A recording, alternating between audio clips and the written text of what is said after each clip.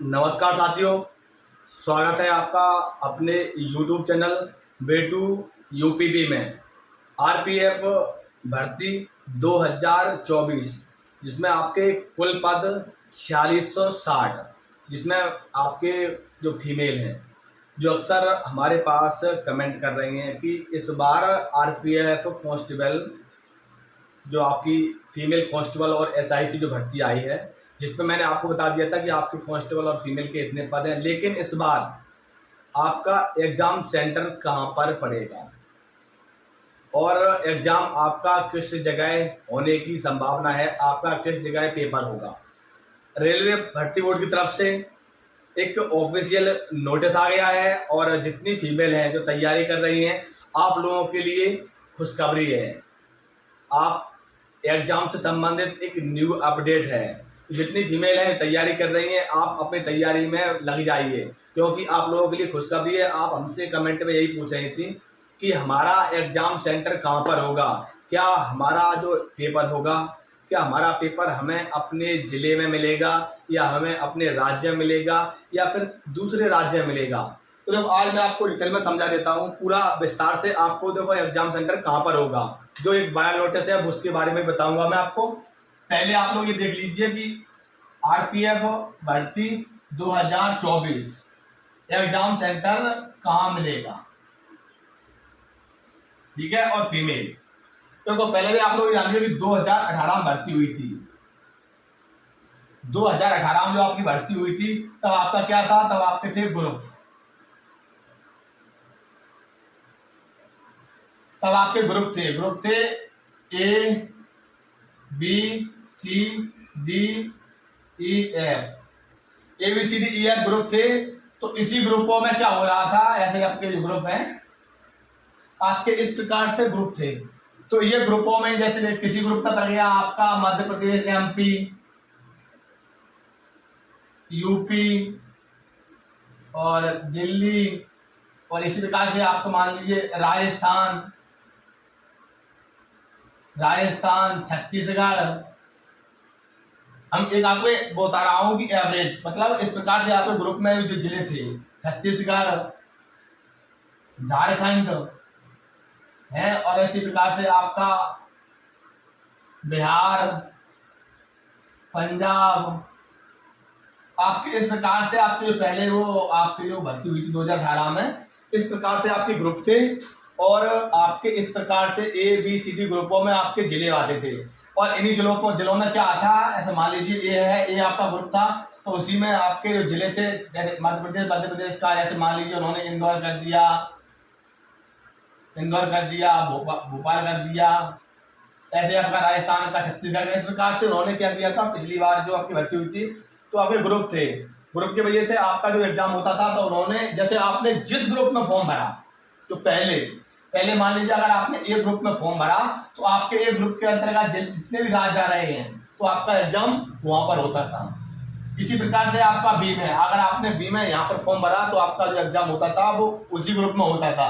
ये नहीं होता था कि आपने अगर ए में भरा, आपने ग्रुप, अगर आपने ए ग्रुप में भरा, तो अगर आपका जो राज्य है, आप मध्य प्रदेश, बिहार, पश्चिम बंगाल, किसी भी राज्य से हो, अगर आपका राज्य पड़ रहा है एफ में, तो आपका अगर आपने ए में भरा, तो आपका एफ में इस राज्य में यहाँ पेपर होगा। ऐसा पेपर पहले नहीं होता था।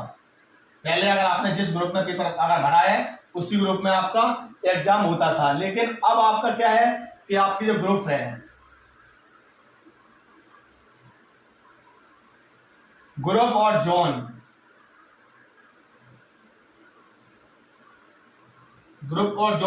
सब खत्म कर दिए गए हैं। ग्रुप और जोन अब आपके जितने थे वो सारे खत्म कर दिए गए हैं। अब आपका जो है वो ऑल इंडिया रहेगा, ऑल इंडिया।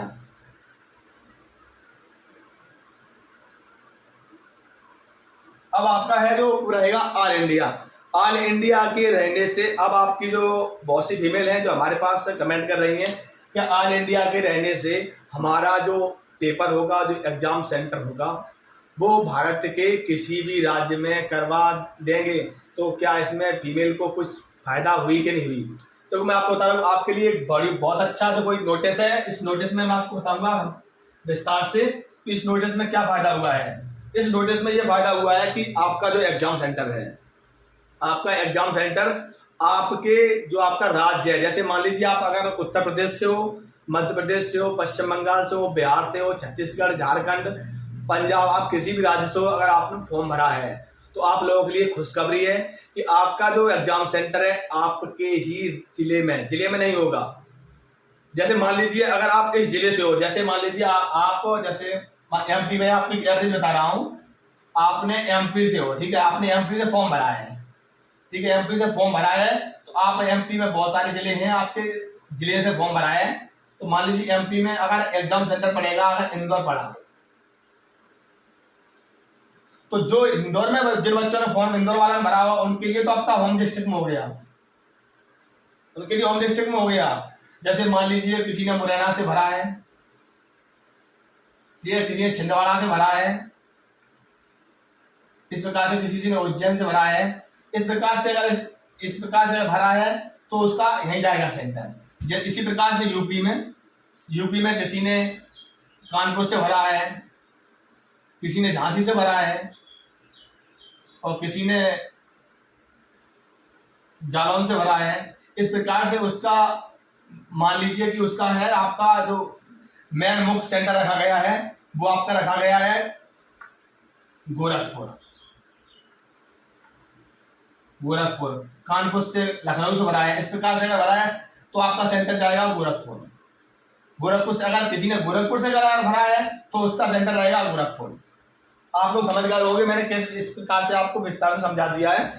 अब इसमें ये रहेगा कि मान लीजिए अगर आपने जो फीमेल हैं, जो मान लीजिए उनके होम डिस्ट्रिक्ट में पेपर इस प्रकार से आपको मिल सकता है, जैसे कि आपका जो होम डिस्ट्रिक्ट आपके राज्य में 2 सेंटर बनाए जाएंगे राज्य में, तो वहाँ 2 सेंटर में हो सकता है कि अगर उसी राज्य में जो सेंटर बनाया गया है उसी का अगर बहुत सी फीमेल है उसी जिले से भरा है तो उनको होम डिस्ट्रिक्ट हो जाएगा। लेकिन आप लोगों को ये प्रयास किया जा रहा है, जो एक नोटिस है कि इस बार फीमेल को जो एग्जाम सेंटर होगा वो आपका स्टेट में ही होगा, आपके राज्य में ही होगा। आप मध्य प्रदेश, उत्तर प्रदेश, पश्चिम बंगाल, बिहार किसी भी राज्य से बिलोंग करती हो, अगर आपने फॉर्म भरा है तो आपके लिए एक बहुत बड़ा अपडेट है, खुशखबरी है।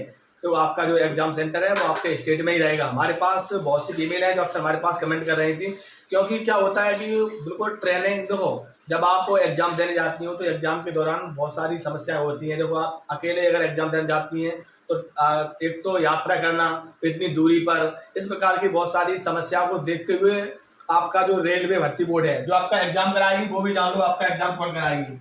आपका एग्जाम है वो टीसीएस आपकी जो कंपनी है आपका यही एग्जाम कराएगी। इस कंपनी की तरफ से एक अपडेट आया था, तो मैंने सोचा कि इतनी फीमेल तैयारी कर रही हैं, आप लोगों को बता दूं कि आपका एग्जाम से संबंधित कि आपका एग्जाम आपके स्टेट में ही होगा, ठीक है। अगर आरपीएफ से संबंधित अगर और कोई अपडेट मिलती है तो मैं आप तक जरूर पहुंचाऊंगा। उसके लिए जितनी फीमेल हैं हमारे इस चैनल को सब्सक्राइब कर लें और जुड़ जाएं, क्योंकि आपको ये लगता है कि मैं आप लोगों के लिए अच्छा वीडियो बनाता हूं और आपको अच्छी इन्फॉर्मेशन पहुंचाता हूं, तो आप सभी लोग हमारे इस वीडियो को लाइक भी जरूर कर दिया करें। जय हिंद।